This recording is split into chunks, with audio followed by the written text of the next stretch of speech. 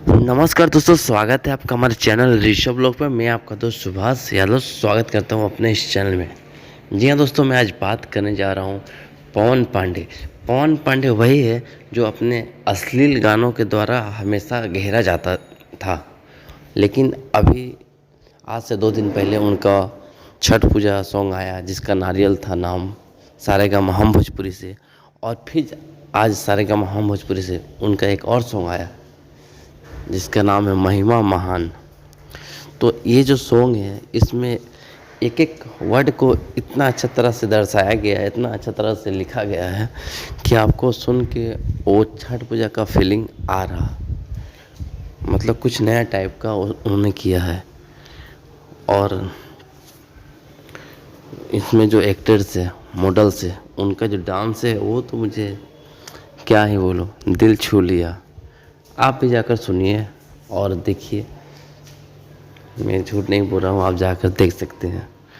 मतलब एक एक चीज़ को इतना बारीकी से मतलब दिखाया गया है कि दिल खुश हो गया।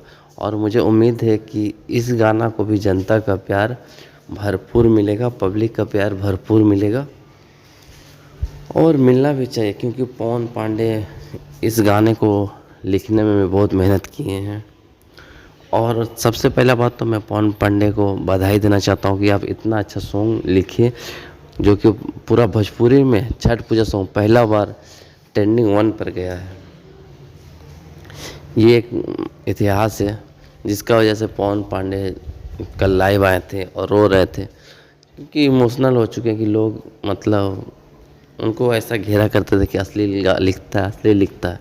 लेकिन इस बार इतना बड़ा उपलब्धि देखकर उनको भी मतलब रोना आ गया, इसलिए वो थोड़ा सा मतलब मन होता है ना, समझ सकते हैं आप, मैं बोल नहीं पा रहा हूँ।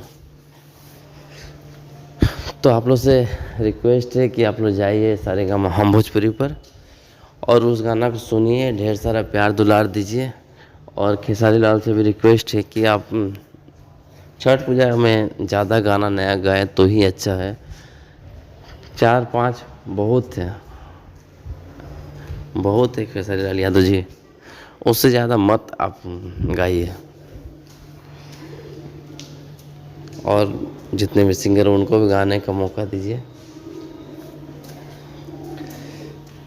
चलिए, खबर अच्छी लगे तो हमारे चैनल को लाइक शेयर और सब्सक्राइब जरूर करिएगा।